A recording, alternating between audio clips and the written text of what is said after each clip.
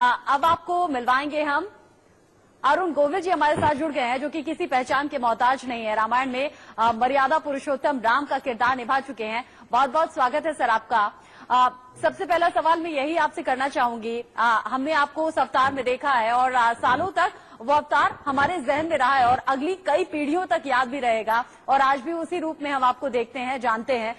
मुझे ये बताइएगा, प्रभु श्री राम जब वापस लौटे तो 14 साल के वनवास के बाद तो अयोध्या में दिवाली मनाई गई थी। कल जब देशवासियों ने 9 मिनट के लिए या फिर कहीं उस अवतार में देखा है और सालों तक वो अवतार हमारे जहन में रहा है और अगली कई पीढ़ियों तक याद भी रहेगा और आज भी उसी रूप में हम आपको देखते हैं, जानते हैं। मुझे ये बताइएगा, प्रभु श्री राम जब वापस लौटे तो 14 साल के वनवास के बाद तो अयोध्या में दिवाली मनाई गई थी। कल जब देशवासियों ने 9 मिनट के लिए या फिर कहेंगे कहीं ज्यादा उससे जब दिवाली मनाई गई, दिए जगमग रोशन थे, आपने इस दिवाली को देखकर क्या एहसास किया? मुझे इस दिवाली को देखकर एक ही एहसास आया कि कल रात को जब सारा संसार डगमगा रहा था तब हमारा हिंदुस्तान जगमगा रहा था। जो जगमग हमने कल रात को देखी, जो विश्वास देखा, जो एकजुटता देखी, वो पहले कभी देखने को नहीं मिली।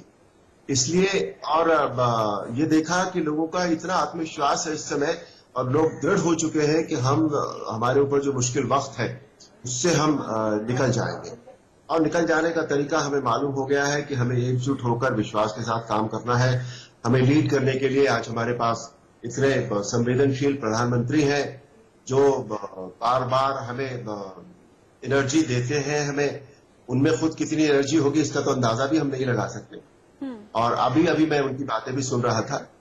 तो कल रात को तो बहुत ही हमने देखा, चारों तरफ अंधेरा था, लेकिन हर घर की खिड़की, हर घर का दरवाजा और हमारे मन, हम सब में उजाला था। ये ललक थी, ये दृढ़ विश्वास था कि हम इस लड़ाई में जरूर जीतें।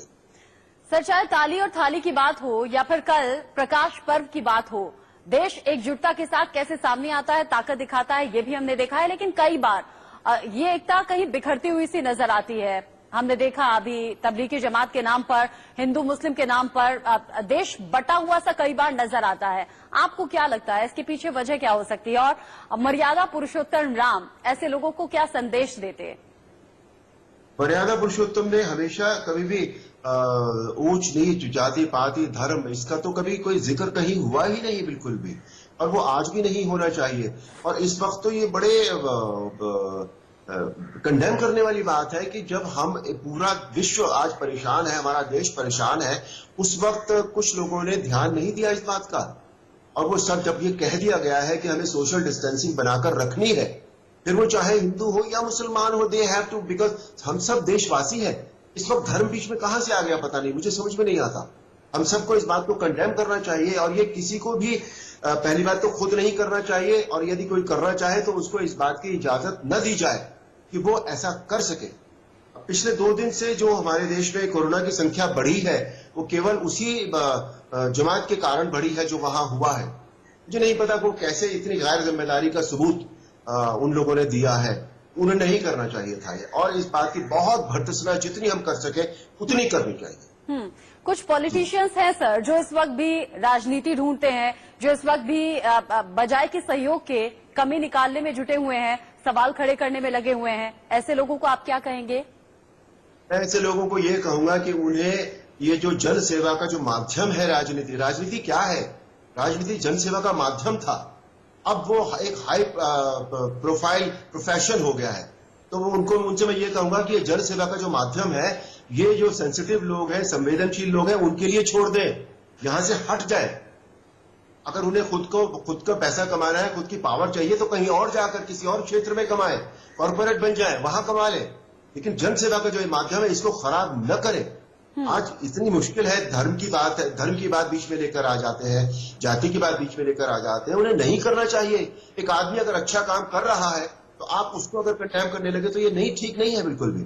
उन्हें ये छोड़ देना चाहिए प्रोफेशन, किसी और प्रोफेशन में चले जाए। बहुत प्रोफेशन है दुनिया में करने के लिए, वो करेंगे, राजनीति छोड़ दें। हिंदुस्तानी जो होते हैं सर अपने धर्म गुरुओं की बहुत ज्यादा मानते हैं, जो सो कॉल्ड धर्म गुरु बन जाते हैं, धर्म के ठेकेदार बन जाते हैं और लोगों को भ्रमित करने का काम करते हैं। मोहम्मद साद का ही एग्जांपल आप देख लीजिए।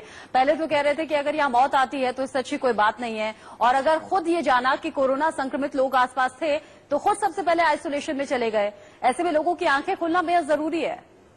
बहुत जरूरी है। लोगों को समझ में आना चाहिए कि जिसकी हम बात सुन रहे हैं वो किस तरह का बिहेव कर रहा है, वो किस तरह से हमें बरगला रहा है। क्यों नहीं समझ में आता? मुझे लग नहीं। ठीक है, मान लिया कि हम पढ़े लिखे नहीं है, लेकिन हमारी कॉमन सेंस जो है हमारी, वो तो सबकी एक सी होती है। वो पढ़ाई लिखाई से नहीं आती। हमें ये नहीं समझ में आता कि आदमी हमें गलत रास्ते पर ले जा रहा है, हमारे साथ झूठ का बर्ताव कर रहा है और खुद इस तरह का बर्ताव कर रहा है। ये लोगों को समझना चाहिए। मतलब बिल्कुल ही अपने जो समझ के जो खिड़की दरवाजे है ना, उन्हें बंद न करें, खोल के रखें। मुश्किल वक्त है, सबको एक साथ काम और करना इसी है। मुश्किल वक्त में सामूहिक एकता का जिक्र प्रधानमंत्री बार बार करते हैं। बार बार जब भी ऐसा लगता है कि ऊर्जा थोड़ी सी भी कम हो रही है, थोड़े से भी निराश हैं देशवासी, आते हैं सामने और देश को संबोधित करते हुए इस ऊर्जा का संचार पूरे देश भर में होता है, ये हमने देखा है। लेकिन अरुण गोविल जी, एक खूबसूरत तस्वीर इन दिनों मैंने देखी सोशल मीडिया के माध्यम से। आप अपने पूरे परिवार के साथ रामायण देख रहे थे। कोरोना के इस मुश्किल संकट के वक्त रामायण का प्रसारण एक बार फिर से शुरू हुआ है। परिवार के साथ रामायण देखना आपको कैसा लगा, ये भी बताइएगा। और साथ ही साथ जो लोग हैं जो सामूहिक एकता के साथ नहीं है, उन तक संदेश मर्यादा पुरुषोत्तम राम के जहन से क्या कुछ निकलेगा, जिससे लोग इस मुश्किल घड़ी में साथ आए, क्योंकि मर्यादा पुरुषोत्तम राम ने भी कभी भेदभाव नहीं किया। कभी नहीं किया। रामायण जो है अब दोबारा से रिलीज हुई है। आपने खुद ही वो प्रोग्राम देखा। मैंने परिवार के साथ रामायण देखी है और पूरे परिवार के साथ पहली बार देखी है मैंने। तब हम पति पत्नी ने देखी थी, तो हमारा बेटा जो था वो भी छोटा था, उसने भी नहीं देखी, और अब तो ग्रैंड डॉटर भी है, तो हम सब ने मिलकर देखी। बहुत मजा आता है। बच्चे तरह तरह के सवाल पूछते हैं हमसे, उनकी जो जिज्ञासाएं होती हैं, क्वेरीज होती है, वो पूरी करते हैं हम, और एक साथ फैमिली में बैठ कर देखें। क्योंकि ये इस वक्त जितना भी चल रहा है वो सारा अभी तक का जो रामायण में जो जितने भी प्रसंग आए वो सब पारिवारिक थे। बहुत कुछ सीखने को मिलता है, इंट्रोस्पेक्शन करने को मिलता है। ये बहुत ही अच्छा हुआ है कि ऐसे मौके पर रामायण आई है जब हम तसल्ली से बैठकर देख सकते हैं। यंग जो जनरेशन है वो भी देख रही है, बहुत चाव से देख रही है। उसके मन में भी 10 सवाल उठते हैं, वो भी पूछ लेते हैं। कितने ऐसे यंग बच्चे हैं जिन्होंने फोन पे मुझसे बात की है। अब जहां तक ऐसे लोगों का सवाल है, उनके लिए भगवान राम क्या कहेंगे? भगवान राम भी सोच रहे होंगे कि ये क्या हुआ, मैंने दुनिया ऐसी तो नहीं बनाई थी। मैं जब था तब ऐसी दुनिया ऐसी तो थी ही नहीं। तो ये अब क्या हो गया है? शायद उनको भी अचरज हो रहा होगा। तो हमें वो यही कह सकते हैं कि क्योंकि मैंने कभी धर्म और जाति पाति ऊंच नीच का भेद नहीं किया, तो आज ये सब क्यों कर रहे हो तुम? और मैं सच बताऊं आपको, इससे हमें कुछ नहीं मिलता। जब मन में निगेटिविटी हमारे हो जाती है तो हमारी जिंदगी में से ऊर्जा, एनर्जी सब खत्म हो जाती है। बजाय कि भेदभाव के, बजाय कि जात बिरादरी के, धर्म के, हमें एक साथ मिलकर कोरोना से लड़ना चाहिए। आखिर में बस एक किस्सा जो कि मैंने आप ही के मुंह से सुना था, आप शेयर कर रहे थे। राम की वेशभूषा में, प्रभु श्री राम की वेशभूषा में शूटिंग के दौरान आप सिगरेट पी रहे थे। किसी ने आपको देखकर उस पर हैरानी जताई, तो आपको दिल पर इतनी लगी कि आपने उस दिन के बाद सिगरेट को हाथ नहीं लगाया।